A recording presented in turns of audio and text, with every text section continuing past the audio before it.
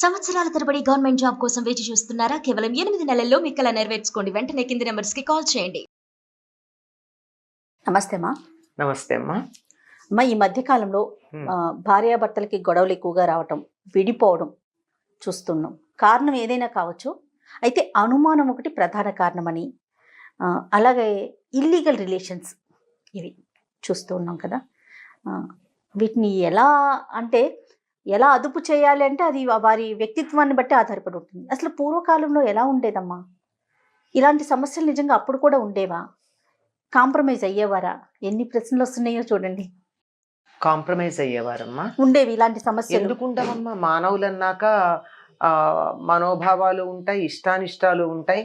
కాకపోతే ఒకసారి అంటూ పెళ్ళి అని అయ్యాక ఇది మనం విడగొట్టడానికి వీల్లేంది అనేటటువంటి విశ్వాసం ఉండేది. అందువల్ల దాన్ని నిలబెట్టుకోవడానికే ప్రయత్నాలు చేసేవారు. ఏదో చిన్న చిన్న ఆకర్షణలు ఉంటే కూడా జయించేవాళ్ళు చాలా వరకు. ఎక్కడన్నా ఒకళ్ళిద్దరు జయించలేని పరిస్థితులు వస్తే కూడా దాన్ని తర్వాత అదుపులో పెట్టుకోవడం, జాగ్రత్త పడడం ఇలా జరిగేది. కాపురం విడిపోవడం అన్నది ఉండేది కాదు. మనకి మంత్రాలు కలపడానికి ఉన్నాయి కానీ విడిపోవడానికి లేవమ్మా. విడిపోవడానికి మంత్రాలు ఉన్నాయా? లేవు. మరి ఎలా విడిపోతారు? మంత్రబద్ధంగా కదా మీరు పెళ్ళి అయ్యింది. అందుకనే చట్టపరంగా విడిపోతున్నారు కదా.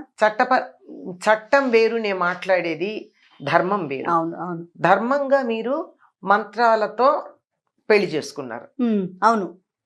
తర్వాత రిజిస్టర్ చేసుకుంటున్నారు కానీ ముహూర్తము, నలుగురిని పిలిచేది, భోజనం పెట్టేది, ఆ నలుగురు అక్షింతలు వేసేది. రిజిస్ట్రేషన్ చేసుకున్న తోట ఎవరు మీకు అక్షింతలు వేయటల్లా. వాళ్ళు ఎవరు ఆమోదించారో లేదో కూడా అక్కర్లా. శుభలేఖ పట్టుకెడితే రిజిస్టర్ చేస్తున్నారు, అక్కడ సాక్షులు కూడా అక్కర్లా కదా. అవును. శుభలేఖ ఫోటో పట్టుకెడితే చాలు రిజిస్టర్ చేస్తున్నారు. అటువంటప్పుడు మీకు అది ఊరికే చట్టంలో మేము అయ్యిందే అని గుర్తుపెట్టుకోవడానికి పనికొచ్చింది కానీ నిజానికి మీకు పెళ్లి బంధం కలిసింది ఎక్కడా? మంత్రాలతో. విడిపోవడానికి మంత్రాలు ఉన్నాయా? లేవు కదా. మరి ఎందుకు ధైర్యం చేస్తున్నారు? అంటే వీటిని జయించలేక అమ్మా, రెండూ చూసుకుందాం. నేను ఇప్పుడు ఈ ప్రశ్నలో రెండు అంశాలను తీసుకొచ్చాను మీ ముందుకి. ఒకటి అనుమానం, అక్కడ సమస్య ఉన్నా లేకపోయినా అనుమానం అనే కోణంలో చూడటం ఒకటి, భార్య గాని భర్త గాని ఇరువురిలో. ఇంకొకటి ఇల్లీగల్ రిలేషన్స్. అంటే సగానికి సగం కారణాలు ఇవేనేమోనని నా భావన. మీరేమంటారు? చాలా వరకు ఇవి. కానీ వీటికి మౌలికంగా ఉన్నటువంటి బేస్ ఏమిటంటే భవనం ఇది. కానీ దాని పునాది ఎక్కడుందంటే బాగా వ్యక్తిత్వం ముదిరిపోయిన తర్వాత పెళ్లి చేసుకుంటున్నారు. నేను నా కంఫర్ట్ జోన్ నుంచి నేను బయటికి రాను, నేను సర్దుకోను, నా ఇష్టం వచ్చినట్టు ఉంటాను అనేటటువంటి ఎవరి అభిప్రాయాలు వాళ్ళు చాలా గట్టిగా సిమెంట్ అయిపోయి దృఢమైపోయినాక అయ్యాక అది అసలు బ్రేకే తప్ప సర్దుబాటు అన్నది లేనటువంటి స్థితిలోకి వచ్చిన తర్వాత పెళ్లిళ్ళు అవుతున్నాయి గనక ఈ సమస్య వస్తుంది. కాదమ్మా, సరైన వయసులో అంటే కనీసం మనం అనుకుందాం ఒక 21 నుంచి 25 లోపు ఆడపిల్ల కానీ మగపిల్లలు కానీ ఆ వయసులో పెళ్లి చేసుకున్నారు అనుకుందామమ్మా. ఒక 10 ఏళ్ళు కాపురం చేశారు. ఒకటి అనుమానం కావచ్చు, లేకుంటే ఇంకొక రిలేషన్ మెయింటైన్ చేయడం కావచ్చు, ఇద్దరిలో ఎవరో ఒకరు. అలాంటి సమస్య వచ్చినప్పుడు అర్లీగా పెళ్లి చేసుకోవటం వల్ల వీళ్ళు విడిపోరంటారా? అట్లా కాదమ్మా. ఇక్కడ ఏమవుతుందంటే 20 ఏళ్లకో 21 ఏళ్లకో పెళ్ళి అంటే ప్రస్తుతం ఉన్నటువంటి ఆహారం కారణంగాను, ప్రస్తుతం మనకున్నటువంటి ఎక్స్పోజర్ కారణంగాను వాళ్ళకి స్త్రీ పురుష భావం, స్త్రీ పురుష సంబంధాలకు సంబంధించిన అవగాహన 10-12 ఏళ్ల కల్లా వచ్చేస్తుంది. ఈ రావడం వల్ల ఆకర్షణలు ఉన్నాయి. ఆకర్షణలతో ఆపుకుంటే కొంత పర్వాలేదు, ఏదో క్రష్ ఇలాంటి పదాలు వాడుతున్నారు.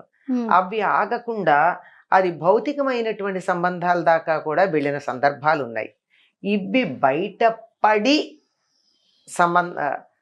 కాపురాలు చెడిపోవడం, బయటపడి సంబంధం మధ్యలో బ్రేక్ అవ్వడం ఒకటైతే, నాకుంది గనక అవతల వాళ్ళకు కూడా ఉందేమో అనేటువంటి అనుమానం ఉంటుంది. తానెంతో జగమంత కదా. నాకు చిన్నప్పుడు నేను చదువుకునేటప్పుడు నా క్లాస్మేట్ మీద నాకు క్రష్ ఉండేది. నా భర్తకు కూడా ఉంటుంది ఎవరి మీదో, నా భార్యకు కూడా ఉంటుంది ఎవరి మీదో. దీనికోసం నేను సెర్చ్ చేయడం మొదలు పెడతా. మొదలుపెట్టి ఎక్కడో వాళ్ళ కాలేజీ లెవెల్లో ఉన్న ఫోటోనో మరేదో, ప్రస్తుతం అయితే ఈ సెల్ ఫోన్లో ఏదో ఫేస్బుక్లో, వీటిల్లో ఎక్కడో ఏదో ఒక క్లూ చిన్నది దొరికితే అనుమానం నా మనసులో ఉంది కదా, అది అలా అలా అలా అలా అల్లుకుపోతుంది. ఇది కారణమయ్యి బాధించటం ఉంది.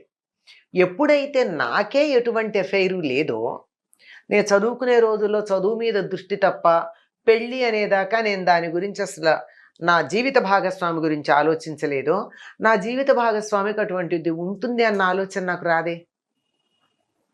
నాకుంటే కదా వచ్చేది. ఎప్పుడైతే అనుమానించడం మొదలు పెడతారో రెండో వాళ్ళకు వచ్చేస్తుంది. ఈ అనుమానం పెనుభూతం అని చెప్పారమ్మా. అనుమానం ఉంటే ఆ దృష్టితో చూస్తే ఏది కూడా దానికి అనుగుణంగానే కనపడుతుంది. అన్నా చెల్లెలు కలిసి పెడుతుంటే కూడా అనుమానం దృష్టితో ఉన్నప్పుడు ఏదో బజార్ ఎడతారండి. బజార్ ఎడితే పెళ్ళికి రాలేదు ఆయన, వీళ్ళ పెద్దమ్మ కొడుకో పిన్నమ్మ కొడుకో బజార్లో కలిశారు. ఇద్దరు కలిసి మాట్లాడుకున్నారు. ఈ పెళ్లిలో ఈయన చూడలే అయ్యగారు. అంచేత వాళ్ళిద్దరిని చూడగానే అనుమానపడతాడు. మనసులో అనుమానం ఉంది గనక. లేకపోతే ఇంటికి వచ్చాక ఇందాక నువ్వు షాపింగ్ మాల్లో ఎవరితోనో కలిసి ఎడుతున్నావు అంటే నీకెట్లా తెలుసుని అడుగుతుంది. నేను కారులో పెడుతున్నాను, ఆన్ డ్యూటీ కనపడా, ఓ వాడా ఫలానా వాడు, ఇదిగో మా చుట్టం ఇది పెళ్ళికి రాలేకపోయాడు, ఇంటికి రమ్మన్నాను అని చెప్తుంది, అయిపోతుంది. కానీ అది లేకుండా ఉండేటప్పటికీ అతను ఎవరో అనే అనుమానం వస్తుంది కదా. ఇదే అమ్మాయి కూడా భర్త గురించి అలాగే అనుమానపడేటటువంటి అవకాశం ఉంది. ఈ అనుమానాలు ఎక్కడ దాకా పెడతాయంటే మనస్సులో అనుమానం అనే బీజం ఉండాలి, కానీ ప్రతి సంఘటన దానికి తోడ్పడి నీళ్లు పోసి మొలకెత్తి కొమ్మలు వచ్చేట్టు చేస్తుంది. కనుక అసలు ముందు ఎదుటి వాళ్ళని అనుమానించడం అనే దాన్ని పక్కకు పెడితే సగం కాపురాలు బాగుంటాయమ్మా. వాళ్ళ సెల్ ఫోన్లు చూడడం, వాళ్ళ వాట్సాప్ మెసేజ్లు చదవడం, వాళ్ళ ఫేస్బుక్ అకౌంట్స్ ఓపెన్ చేయడం, ఇట్లాంటివన్నీ మానేయాలి. ఫస్ట్ ఆఫ్ ఆల్ కాపురాలు నిలబడాలి అంటే ఒకళ్ళ ఫేస్బుక్ అకౌంట్లు, ఒకళ్ళ ఫేస్బుక్ అయితే అందరికీ కనపడుతుంది కనుక దాని కాదు, ఈ వాట్సాప్లు మెసేజ్లు చూడడం మానేస్తే బాగుంటుంది. పూర్వకాలం ఏం చెప్పేవాళ్ళు అంటే ఒకళ్ళ డైరీ ఒకళ్ళు చూడకూడదు అనేవారు. డైరీ రాసుకునేవాళ్ళు కనుక ఎంత భార్యాభర్తలైనా చూడకూడదనే నియమం ఉండేది. అసలు ఒకరి ఫోన్ ఒకరు చూడకూడనన్ని సీక్రెట్స్ ఏముంటాయమ్మా భార్యాభర్తల మధ్య? అలా ఉండటం కరెక్టేనా? మరి ఇప్పుడు పాస్వర్డ్ అనేది పెట్టుకున్నారనుకోండి, ఎదుటి మనిషికి ఖచ్చితంగా అనుమానం వస్తుంది కదా, నువ్వేదో దాస్తున్నావు అనే ఆలోచన వచ్చేస్తుంది కదా. వచ్చేస్తుంది. మరి అంత ప్రైవసీ ఎందుకు మెయింటైన్ చేయటం? అది వైఫ్ అండ్ హస్బెండ్ లో. అంటే వైఫ్ అండ్ హస్బెండ్ అంటే పాస్వర్డ్ ఎంతమంది కోసం పెడతారో, భార్య కోసమని ఎందుకు అనుకోవాలి? ఆఫీస్ వాళ్ళు అవ్వచ్చు, ఫోన్ అక్కడ పెట్టి బయటికి వెడితే ఎవరన్నా చదువుతారనొచ్చు, పిల్లలు అవ్వచ్చు, ఇంకోటి అవ్వచ్చు. అసలు అనుమానమే.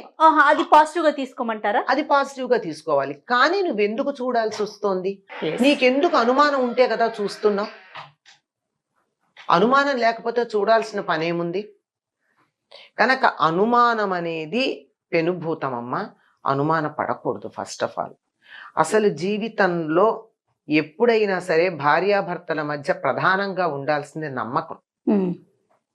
అయితే మోసం చేసేవాళ్ళు లేరా అంటే ఉన్నారు, లేరని చెప్పడానికి వీల్లేదు. ఇది ఒక కోణం. ఇది ఒక కోణం. మోసం చేసేవాళ్ళు ఉన్నారు, లేకపోవడం ఏముంది? తప్పనిసరిగా నేను చెప్పాను కదా, మనకు ఉన్నటువంటి ఎక్స్పోజర్ కారణం కావచ్చు.